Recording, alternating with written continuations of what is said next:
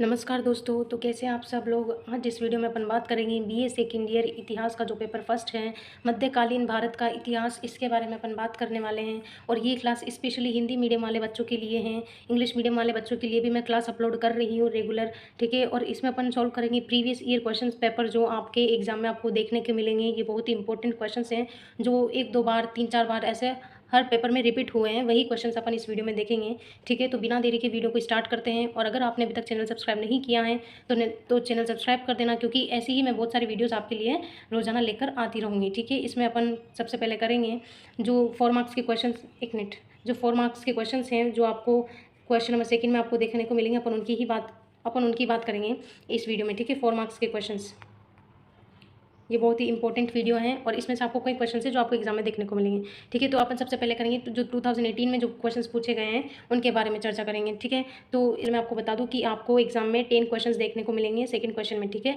उसमें से आपको 5 ही अटैम्प्ट करने हैं, ठीक है। 5 अटैम्प्ट करने हैं। तो अपन 2018 के क्वेश्चन सॉल्व करते हैं। सबसे पहला क्वेश्चन है, इतिहासकार के रूप में बर्नी का आकलन बताइए। अब जो बर्नी है उसको एक इतिहासकार के रूप में उसका आकलन बताना है, उसके बारे में बताना है कि एज अ हिस्टोरियन कैसा था वो, ठीक है। तो इसमें क्या था कि उसने एक किताब लिखी थी कि तवारीख तारिक ए फ़िरोज़ शाह करके उसका नाम है किताब का। और इसमें फ़िरोज़ शाह तुगलक हैं, जो तुगलक वंश का शासक हैं, उसके बारे में इसने वर्णन किया है, ठीक है।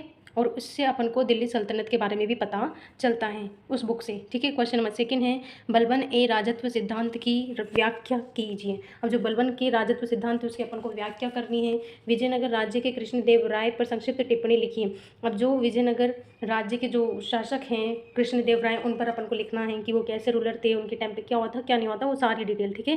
क्वेश्चन नंबर सेकंड है, अबुल फजल और अब्दुल कादिर बदायूनी के इतिहास लेखन में अंतर बताइए। अब इन दोनों के इतिहास लेखन में क्या अंतर है हिस्ट्री राइटिंग में, वो अपन को बताना है, ठीक है। क्वेश्चन नंबर फिफ्थ है, मजहर से आप क्या समझते हैं। मजहर क्या है उसके बारे में आपको बताना है। प्रश्न नंबर सिक्स है, शेरशाह सूरी की भू राजस्व प्रणाली पर प्रकाश डालिए। अब जो शेरशाह सूरी की जो भू राजस्व प्रणाली थी उसके बारे में आपको बताना है। उसके बाद आ जाएगा क्वेश्चन नंबर सेवंथ, चौथ और सरदेशमुखी की व्याख्या कीजिए। चौथ और सरदेशमुखी क्या है उसके बारे में आपको बताना है। प्रश्न नंबर 8 है, औरंगजेब की धार्मिक नीति पर चर्चा कीजिए। अब औरंगजेब की जो धार्मिक नीति थी उसके बारे में आपको बताना है।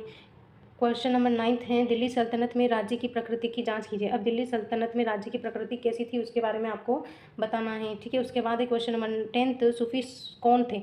अब इसमें बताना है कि सूफी कौन थे। और इस प्रकार अपने 2018 में जो क्वेश्चन पूछे गए थे वो आपके 10 कंप्लीट हो चुके हैं।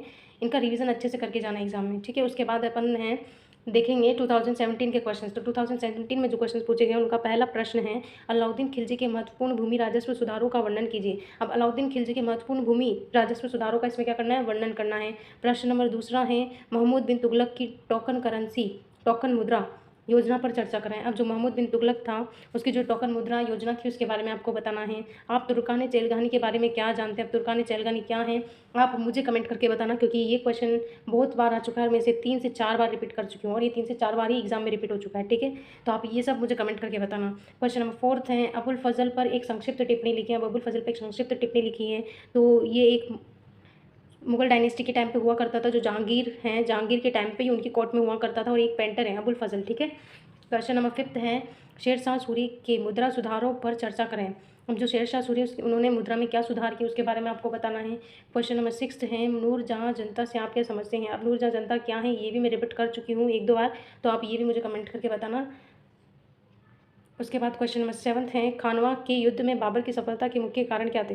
अब जो खानवा का युद्ध हुआ था उसमें बाबर की सफलता के मुख्य कारण क्या थे वो आपको इसमें बताना है। और जो खानवा का जो युद्ध है वो कब हुआ था, ठीक है। तो ये हुआ था 1527 के बीच में, 1527 में हुआ था। और ये किस किस के बीच हुआ था, तो ये बाबर और राणा सांगा के बीच में हुआ था, ठीक है। उसके बाद आ जाएगा प्रश्न नंबर 8, अष्टप्रधान क्या था। अब अष्टप्रधान क्या है उसके बारे में आपको बताना है। क्वेश्चन नंबर 9 है, मुगल चित्रकला में जहांगीर के योगदान का मूल्यांकन करें। अब मुगल चित्रकला में जहांगीर का क्या योगदान है उसके बारे में आपको इसमें लिखना है।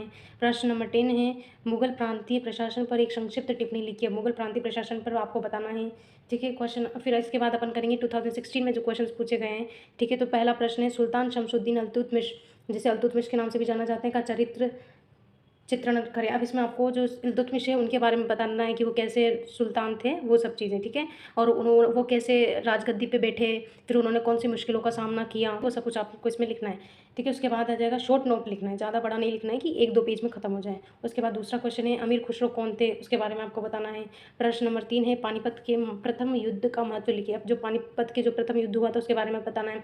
तो जो पानीपत का जो प्रथम युद्ध है उसका इसमें आपको महत्व बताना है, और ये कब हुआ था, ये हुआ था 1526, और ये हुआ था बाबर और इब्राहिम लोदी के बीच में। ठीक है। उसके बाद आ जाएगा क्वेश्चन नंबर 4, जाट और सवार से आप क्या समझते हैं। क्वेश्चन नंबर 5, इबादत खाना स्थापित करने का अकबर का मुख्य उद्देश्य क्या था। अब जो इबादत खाना जो स्थापित किया है अकबर ने, उसका मुख्य उद्देश्य क्या था वो आपको बताना है। प्रश्न नंबर 6 है टोडरमल कौन था। अब टोडरमल कौन था उसके बारे में आपको इसमें बताना है। क्वेश्चन नंबर 7 है माछीवाड़ा युद्ध का क्या मतलब है। जो माछीवाड़ा युद्ध है उसका क्या महत्व है वो आपको इस क्वेश्चन में बताना है। प्रश्न नंबर 8 है चौथ और सरदेशमुखी का वर्णन कीजिए। चौथ और सरदेशमुखी क्या है, तो ये एक प्रकार का कर है, इसके बारे में आपको इसमें वर्णन करना है। ठीक है। प्रश्न नंबर 9 है कलमा तौहीद क्या है। कलमा तौहीद क्या है इसके बारे में इसमें आपको बताना है। प्रश्न नंबर 10वां है खालसा दल के बारे में बताइए। अब जो खालसा दल क्या है उसके बारे में इसको आपको बताना है। तो 2016, 17 और 18 के क्वेश्चन अपने कंप्लीट हो चुके हैं। ये पार्ट अपना 4th था। ठीक है। इसके बाद में पार्ट 5th लेके आऊँगी, उसमें अपन चर्चा करेंगे जो सेक्शन ए, सेक्शन बी और सेक्शन सी में आपके जो 20-20 मार्क्स के क्वेश्चंस आते हैं उसकी अपन चर्चा करेंगे। ठीक है। और ये जो एग्जाम पैटर्न है ये मैं राजस्थान यूनिवर्सिटी के अकॉर्डिंग बता रही हूँ। आपकी जैसी भी यूनिवर्सिटी है, जैसा भी आपका एग्जाम पैटर्न है उसके अकॉर्डिंग आप तैयारी करना, लेकिन क्वेश्चंस आपको यही देखने को मिलेंगे। अगर 2-2 मार्क्स के क्वेश्चन या 4-4 मार्क्स के क्वेश्चन है तो ऐसे ही देखने को मिलेंगे, और अगर 15 और 20 मार्क्स के क्वेश्चन है तो जो मैं कल वाली वीडियो लिखी होंगी उसमें आपको वो देखने को मिलेंगे। ठीक है। तो अगर आपने अभी तक चैनल सब्सक्राइब नहीं किया है तो चैनल सब्सक्राइब कर देना। वीडियो अच्छी लगी तो लाइक कर देना, मुझे कमेंट करके बताना कि वीडियो कैसी लगी, और आपको कौन से सब्जेक्ट पर और वीडियोस चाहिए तो वो भी मुझे कमेंट करके बता देना।